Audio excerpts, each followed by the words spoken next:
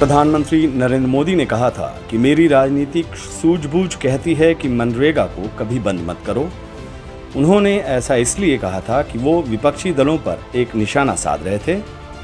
उन्होंने कहा कि मैं ऐसी गलती नहीं कर सकता क्योंकि मनरेगा आपकी विफलताओं का एक जीता जागता स्मारक है। मेरी राजनीतिक सूझबूझ कहती है कि मनरेगा कभी बंद मत करो।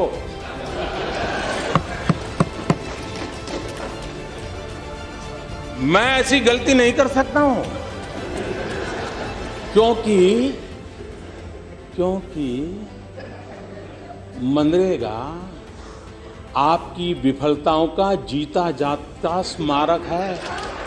नवजीवन में आकार पटेल लिखते हैं कि मोदी तो पहले ही खर्च कर चुके हैं अपनी अर्जित राजनीतिक पूंजी, मौजूदा संकट से कैसे निकलेंगे।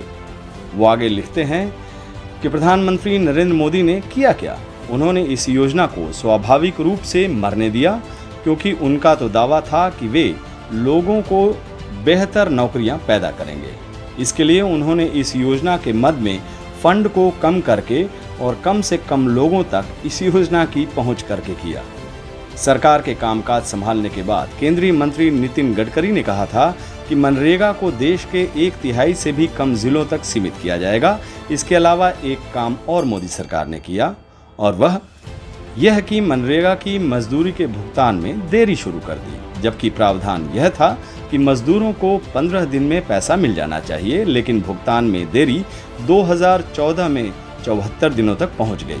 मोदी सरकार के कामकाज संभालने के 6 माह बाद दिसंबर 2014 में सिवाय 5 राज्यों के बाकी सभी राज्यों को मनरेगा के मद में 2013 के मुकाबले कम पैसा मिला। वो आगे लिखते हैं कि जैसे जैसे भारत की अर्थव्यवस्था कमजोर होती गई और बेरोजगारी बढ़ने लगी, मोदी सरकार ने उसी मनरेगा में ज्यादा निवेश करना शुरू कर दिया, जिसे प्रधानमंत्री ने नाकामियों का स्मारक कहा था। 2014-2015 में मनरेगा के मद में 32,000 करोड़, 2015-16 में 37,000 करोड़, 2017-18 में 55,000 करोड़, 2018-19 में 61,000 करोड़, 2019-20 में 71,000 करोड़ और 2020 में 1,10,000 करोड़ रुपए का प्रावधान किया। नाकामियों का स्मारक इस तरह आकार में करीब 3 गुना हो गया। इतना होने पर भी यह योजना उस आबादी की नौकरी की मांग नहीं पूरी कर पा रही है जो बेरोजगार है।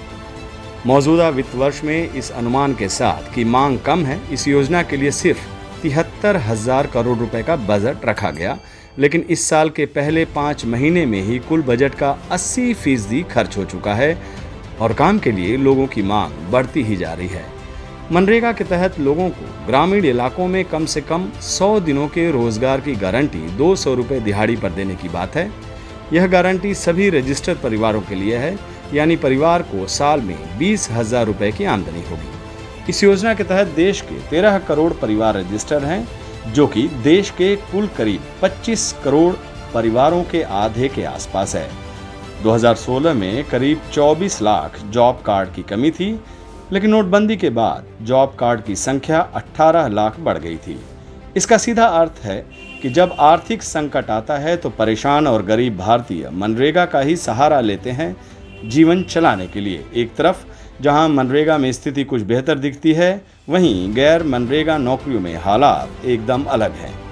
अशोका यूनिवर्सिटी से संबंध centre for economic data and analysis के एक अध्ययन से सामने आया है कि पिछले साल मनरेगा की मांग में 1.5 करोड़ की बढ़ोतरी हुई है, यानी नोटबंदी के बाद जितनी मांग बढ़ी थी उससे 8 गुना ज्यादा। लेकिन दुर्भाग्य से देश के बड़े राज्यों में सरकारें उन लोगों को रोजगार नहीं दे पा रही है जिन्हें इसकी जरूरत है। उत्तर प्रदेश में प्रति रजिस्टर्ड परिवार का औसतन सिर्फ 18 दिन का रोजगार मिल रहा है, बिहार में सिर्फ 11 दिनों का, यानी यूपी में परिवारों को सिर्फ 3600 रुपये और बिहार में सिर्फ 2,000 रुपये सालाना आमदनी हो रही है। क्या इतने पैसे से कोई परिवार काम चला सकता है? हकीकत यह है कि 95% के करीब रजिस्टर्ड परिवारों को पिछले साल 100 दिन का काम नहीं मिला। यह स्थिति जिसमें आज हम हैं। सेडा के सर्वे में जो दूसरी बात सामने आई वह यह है कि युवाओं को कहीं और अस्थायी रोजगार नहीं मिल रहा है और वे भी अब मनरेगा के तहत काम तलाश रहे हैं। 18 से 30 वर्ष के 20% युवा 2018 में मनरेगा के तहत काम तलाश रहे थे। इनकी संख्या करीब 2 गुना होकर इस साल 37% पहुंच गई है। सरकार के अपने आंकड़े भी बताते हैं कि 15 वर्ष और उससे अधिक उम्र के ऐसे लोग जो काम कर रहे हैं, उनकी संख्या कुल कार्यबल का 40% है। अमेरिका में यह संख्या 60% है, जबकि थाईलैंड में 70%, चीन में 70% से ज्यादा है। भारत में काम में शामिल होने वाले लोगों का प्रतिशत पाकिस्तान और बांग्लादेश से भी कम है। तो क्या भारतीय कमजोर हैं या कामचोर हैं? नहीं, हकीकत यह है कि काम है ही नहीं। Centre for monitoring the Indian economy CME ने कहा कि 2016 में देश की काम करने लायक आबादी में सिर्फ 42% के ही पास काम था, लेकिन 2017 में यह आंकड़ा 41% पहुंच गया और इसके अगले साल 2018-19 में 39% और 2019 में 36%। आज की तारीख में जितनी भारतीय काम कर रहे हैं, उनकी संख्या आज से 5 साल पहले से भी कम है। हालांकि इस दौरान देश की आबादी में 7 करोड़ का इजाफा हो चुका है। यह समस्या ऐसी नहीं है जो आसानी से खत्म हो जाएगी, क्योंकि ये आंकड़े दिन ब दिन खराब ही होते जा रहे हैं। आकार पटेल लिखते हैं कि इस सब का जितना असर पड़ चुका है और अब भी कितना असर हो रहा है, इसका पूरी तरह आकलन किया ही नहीं गया, क्योंकि देश की राजनीति तो किन्हीं और ही मुद्दे पर केंद्रित है।